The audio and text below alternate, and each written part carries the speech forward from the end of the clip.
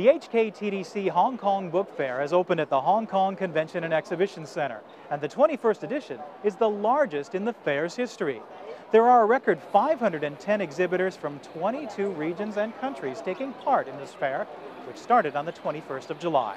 But this year, the Hong Kong Book Fair is turning a new page with a hugely expanded English language offering. Part of that is the participation of some of the world's finest English language authors, and many of them have been taking part in seminars and presentations throughout the fair. Let's listen in to a few highlights. I think my friends have so many things they're bursting to say, not only what to say, but why they say it and how they say it. And there lies the crux of this whole forum. How intelligent people arrange their thoughts, their brains, and put down on paper words by which we all find not only knowledge, but more importantly, enjoyment and contentment. So I hope all of you will feel the urge to ask them how they do it. I won't bother introducing my guests, as they're all famous, and if you don't know who they are, you shouldn't be here. Leave now. Don't clap, it saves time. There are two questions I'm asked probably more than any other, and in sequence. The first would be, how do you write a best-selling novel? And I know when the question is posed, they don't really mean, how do you, very precise, write it? They mean, how could I, the questioner, write it? I don't mean to give offense. I try and go out of my way to avoid giving offense, but I know that I must perforce give offense when I say I don't know. And I really do mean it. I do not know because the whole process is, for me, instinctive, and you cannot render logical an instinct. What is your opinion of the recent influx of young adult literature that focuses on vampires? Yes. It's an enormous readership, and it is just one of those things that literature throws up from time to time that is really more a matter of sociological than literary criticism. And who is to say there is something to do with the erotic, it's almost as if in a technical world, a digital world, which most of the fans inhabit, they're on Facebook, they Twitter, they use all the social networking tools, they also love the idea of turning their back on all of that and embracing a kind of 19th century mystical, erotic, fabulous world in which there is a sort of dark and splendid melancholy. And it's a, you know, Shakespeare was aware of that. Jaques in Hamlet, he mocks that whole idea, and it's a familiar one, the pale, gothic sort of figure who has nothing but self-pity, a kind of emo. I was wondering how you cope with something like writer's block. Yes, I mean, it's a job. You're writing, it's a job. You know, you're like a painter who's halfway up the wall and he says, I can't paint anymore. Of course you can, you bloody fool. Andrew Roberts. Writer's block? I have two immediate, ultimate, fail-safe cures for writer's block. They're called alimony and a mortgage. How old are you? 10, good, excellent. Ask the question, I know it will be brilliant. Are classics essential to comprehending English literature? In a sense, you've answered the question yourself, young man, by saying to understand English literature, because English literature really is the sum of the classics of its past plus the present works. Latin or Greek, we didn't do English literature. We just did modern languages. So I wouldn't say that, you know, I really have much of a grasp of the English classics for that reason. So if you want to learn them, presumably, a first-class and structured instruction is vital.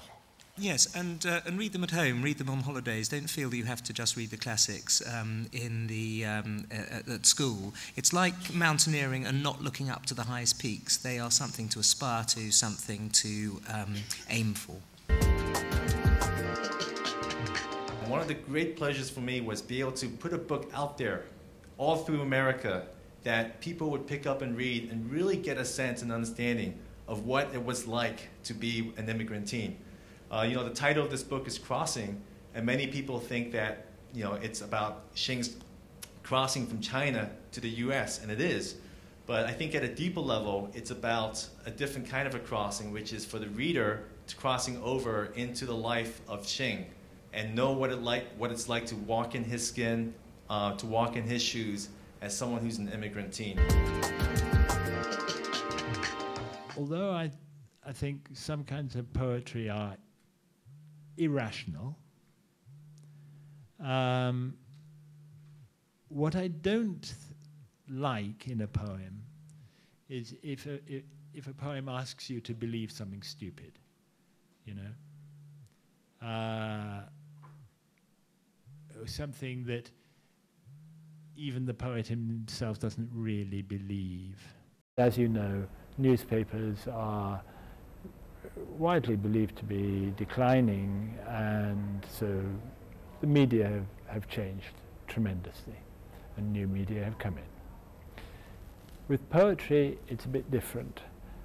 The thing that the new technology can bring to it is this ability to promulgate your own work to a potentially very, very large audience. When you're writing for young people these days, young people in this audience have 50 things they could be doing. You know, they've got their computers, they've got their mobile phones, they've got games, they've got too much work from school these days, too many demands on their time. It is vitally important that when you read one of my books, that a hand comes out of the book and grabs you and doesn't let you go until you get to the end of the book. This is the last Alex Rider novel, Scorpio Rising. And if you like, I'll read you a page. Do you want to hear a page? Do you mind? It's a very funny thing to have come here. This is 10 years of my life and all the success of these books. And suddenly to have come to the last one is sort of, for me, a very, very sad thing. Because, you know, I've lived with this, telling this boy's story for so long. But anyway, as I said, it is the last one, and I'll just read the opening page, because the opening is what's important. And incidentally, I think I'll be around afterwards. If you don't like this opening page, come and tell me, and it's not too late to rewrite it. Page 1. The man in the black cashmere coat entered the British Museum just before 5 o'clock. It was a strange time to be visiting. It was already dark, and in half an hour the museum would be closing. Most people were already on their way out. Even so, the man didn't seem to be in any hurry. His head, bald and without expression, was fixed straight in front of him. In his hand he held an ebony walking stick, which measured out his progress, rapping against the ground ahead of his brightly polished shoes. But there was something about this man, this late arrival, that didn't invite any sort of conversation or approach. But all in all, he was better left alone. If so, they were right.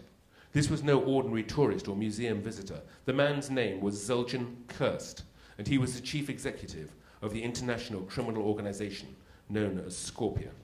Which of the books do you think is the most exciting? Which is the most exciting of my books? Wow. You know, when I write my books, every book I write is the most exciting book. And I'll tell you why. I believe that writing is telepathy, and this might help you at school as well. If your teachers tell you to write a story for homework to bring into class, and you sit there and you're bored and you're miserable when you write your story, trust me, your teacher will be bored and miserable when they read it, because it's a sort of telepathy that goes on. And so when I sit down to write at my desk, I don't take out my pen. Incidentally, I write with a pen, not with a computer. I don't take out my pen until I'm so excited that I've got to go home and write it. I get this sort of feeling, I've got to write, and then I rush home and I write. And that, I think, translates into the stories. So the truth is, in answer to your question, which is the most exciting, they all are. You know what's great about my work? It makes me smile all the time. That's all I'm really doing. I'm not a great writer. I'm not writing, you know, at a Hong Kong Book Festival. There are people coming here who are writing so much better stuff than me. But I think I'm giving people a smile in what I do. That's what excites me, and that's why that Scorpio is one of my favorite books.